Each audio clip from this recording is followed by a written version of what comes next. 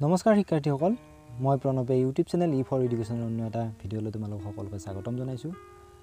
মৰমৰ শিক্ষাৰ্থীসকল, আজি আমি আলোচনা কৰিম হায়াৰ ছেকেণ্ডাৰী ছেকেণ্ড ইয়াৰৰ ইউনিট নম্বৰ 7ত থকা লেখচিত্ৰৰ সম্পৰ্কে। লেখচিত্ৰৰ অৰ্থনো কি, এই লেখচিত্ৰ অংকনৰ নীতি নিয়মসমূহনো কি, আৰু সুবিধাসমূহ কি, আৰু ইয়াৰ প্ৰকাৰসমূহনো কি কি। তেতিয়াহ'লে আহচোন পলম নকৰি আজিৰ ভিডিঅ'টো আৰম্ভ কৰোঁ। আৰু তাৰ আগতে তোমালোকলৈ এটা অনুৰোধ, মোৰ চেনেলটো যদিহে ছাবস্ক্ৰাইব কৰা নাই তেতিয়াহ'লে ছাবস্ক্ৰাইব কৰি দিবা আৰু কাষতে থকা বেল আইকনটো প্ৰেছ কৰি দিবা মই দিয়া এনেকুৱা ভিডিঅ'সমূহ পাই থাকিবলৈ।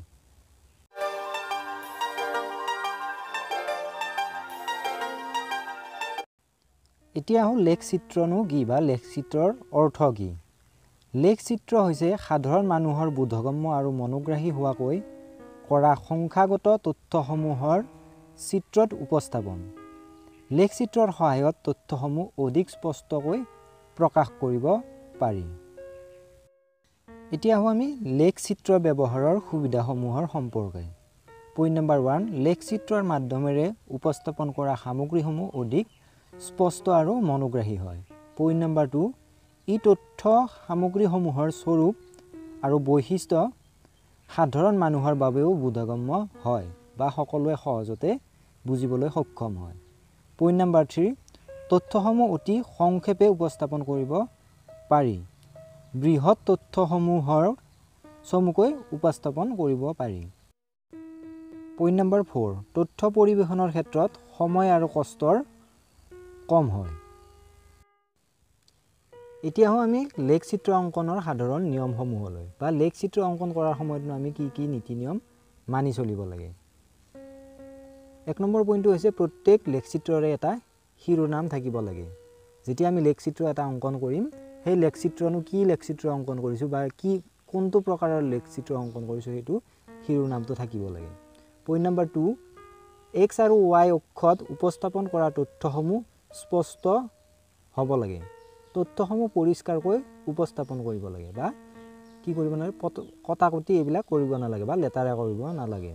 পইণ্ট নম্বৰ 3, যি তথ্যৰ ওপৰত ভিত্তি কৰি লেখচিত্ৰ অংকন কৰা হয় সেই তথ্যৰ বা তালিকাৰ লেখচিত্ৰৰ লগত দিব লাগে। যিখন তালিকা থাকিব বা যি তালিকাৰ ওপৰত ভিত্তি কৰি আমাক লেখচিত্ৰ অংকন কৰিবলৈ দিব, সেই তালিকাখন লেখচিত্ৰৰ ওচৰতে লিখি দিব লাগে। পইণ্ট নম্বৰ 4, প্ৰত্যেক অক্ষৰ এককসমূহ স্পষ্টকৈ লিখিব লাগে। X আৰু Y অক্ষৰ কিমান বৰ্গ কিমান একক হিচাপে লৈ চিত্ৰটো অংকন কৰা হৈছে সেইটো উল্লেখ কৰিব লাগে। পইণ্ট নম্বৰ 5, লেখচিত্ৰসমূহ পৰিষ্কাৰ হ'ব লাগে, কটাকটি কৰিব নালাগে। পইণ্ট নম্বৰ 6, লেখচিত্ৰৰ প্ৰস্থ আৰু উচ্চতাৰ অনুপাত 3:4 হ'ব লাগে, অৰ্থাৎ উচ্চতা প্ৰস্থৰ 75% হ'ব লাগে। পইণ্ট নম্বৰ 7, মূল বিন্দুক 0 হিচাপে ধৰি X অক্ষৰ এককসমূহ বহুৱাব লাগে। যদি তথ্যসমূহ 0ৰ পৰা আৰম্ভ নহয় তেন্তে মূল বিন্দুৰ পৰা অলপ দূৰত দুডাল ৰেখা বা এনেকৈ কাটি দিব লাগে বা এনেদৰে টানি দিব লাগে।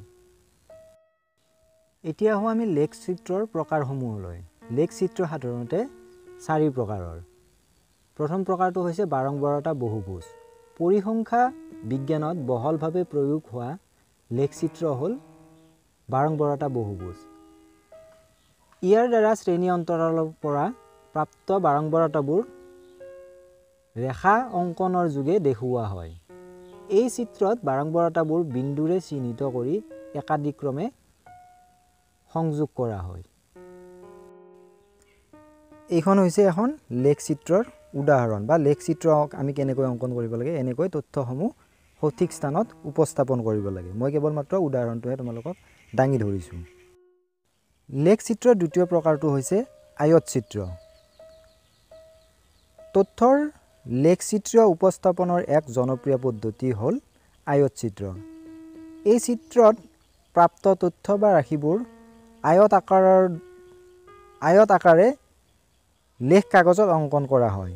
বিভিন্ন আয়তক্ষেত্ৰ এই লেখচিত্ৰত ব্যৱহাৰ হোৱাৰ বাবে এই চিত্ৰক আয়তচিত্ৰ বোলে।